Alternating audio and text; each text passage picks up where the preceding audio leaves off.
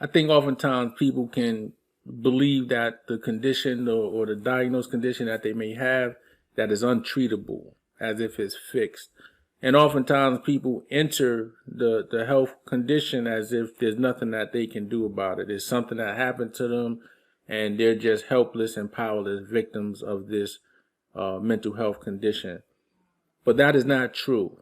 The brain is a very unique structure, a unique organ that is very powerful. Usually, I would say actually powerful beyond recognition, our ability to really comprehend.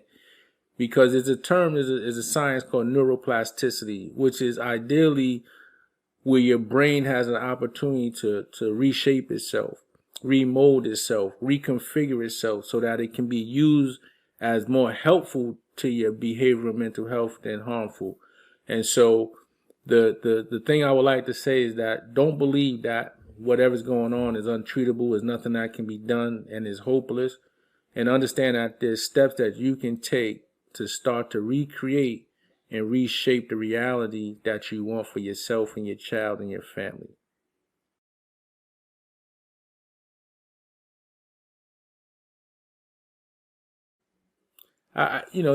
When I think about it, I'll probably say there isn't any, new trends, but I would actually say that there are, right? Because since COVID-19, and then you got to think about all the things that are happening since then. We got the vaccination, we have all these variants and these strands that kind of heighten our stress, heighten our anxiety. So I would say a common trend is that more people are coming in to address some of the stress, address some of the anxiety that they may be experiencing, that may be related to their own personal health or their family personal health, or just dealing with some of the grief and loss that's been experienced, and that really is oftentimes difficult to deal with. So I would say that's a trend that I'm identifying, and also amongst the youth or even parents, right, adults. Like I noticed a trend of electronic use, right, because there is this thing like when we was in isolation or we were stay at home orders.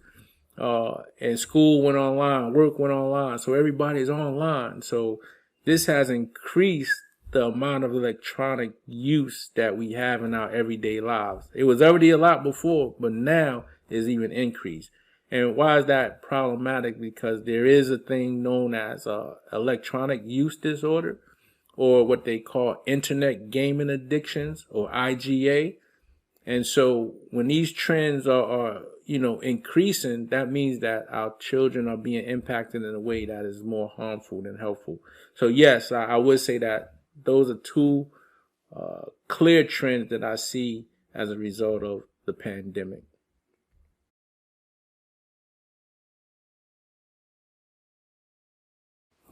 Let's think about it. I would say one of the things that parents can do, or that you can do as a parent, is simply focus on 6 areas. I've identified them as 6 critical strategies. They're identified in the field, and many professionals may use different terms or different concepts or different theoretical framework to explain it. But let's look at 6 critical strategies that's usually effective in help mitigating and reducing some of the impact of trauma. And overall, it can help us in our day-to-day lives, right? So let's look at diet. So diet is one of the critical strategies, paying attention to what you eat, what you put into your body, what you consume, whether that's the food, the junk, the water, the sodas, the energy drinks, whatever it may be, how that may impact your overall mood, your overall health and wellness. Secondly, I would say is about body movement.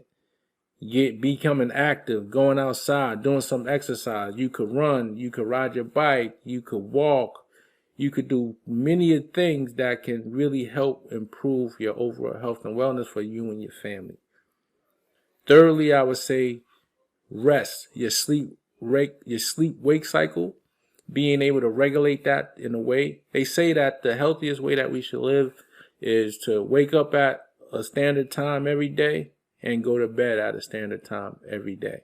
That helps regulate and keeps our body balanced and keeps us flowing in a particular sequence.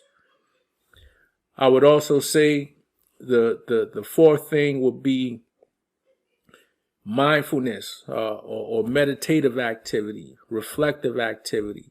That could be things like journaling, like I said, meditation, oftentimes is prayer, or just being present in the moment, sitting still, allowing yourself to think, allowing your brain to just explore and do things that it never done before. So, because that actually helps in the rewiring and restructuring of the brain, is when you allow it to sit, you allow it to reset, and you allow it to engage and envision ideas and activities that it hasn't before.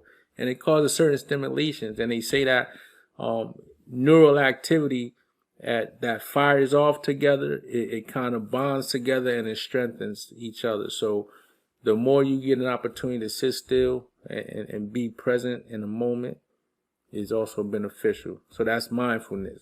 Also, I would say the fifth strategy is relationships, understanding what types of relationships we have in our lives, whether it's toxic or whether it's helpful, because these things, we're all social beings and we all are impacted by how other people interact with us and how we interact with other people. So paying attention to the types of relationships that you allow in our life, and understand that there's some that may need to be eliminated and some that may need to be created.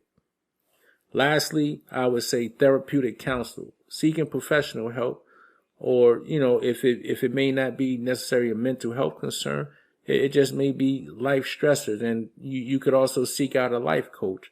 Life coaches also can be helpful.